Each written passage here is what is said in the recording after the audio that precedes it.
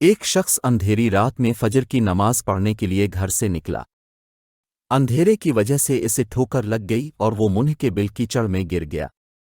کیچڑ سے اٹھ کر وہ گھر واپس آیا اور لباس تبدیل کر کے دوبارہ مسجد کی طرف چل دیا۔ ابھی چند قدم ہی چلا تھا کہ دوبارہ اسے ٹھوکر لگی اور وہ دوبارہ کیچڑ میں گر گیا۔ کیچڑ سے اٹھ کر وہ پھر دوبارہ اپنے گھر گیا، لباس بدلا اور مسجد جانے کے لیے دوبارہ گھر سے نکلا۔ جیسے ہی وہ اپنے گھر سے باہر نکلا تو اس کے دروازے پر اسے ایک شخص ملا جو اپنے ہاتھ میں روشن چراغ تھامے ہوئے تھا۔ چراغ والا شخص چپ چاپ نمازی کے آگے مسجد کی طرف چل دیا۔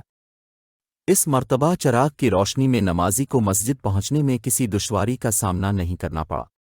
وہ خیریت سے مسجد پہنچ گیا۔ مسجد کے دروازے پر پہنچ کر چراغ والا شخص رک گیا۔ نمازی اسے چھوڑ کر مسجد داخل ہو گیا اور نماز ادا کرنے لگا۔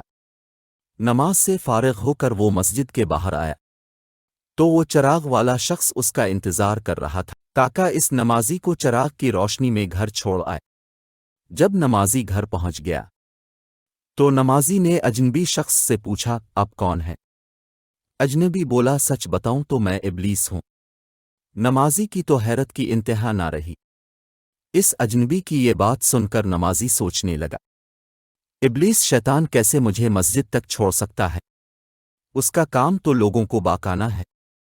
تو اس شخص نے بڑی حیرت کے ساتھ ابلیس سے پوچھا، تجھے تو میری نماز رہ جانے پہ خوش ہونا چاہیے تھا، مگر تم تو چراغ کی روشنی میں مجھے مسجد تک چھوڑنے آئے۔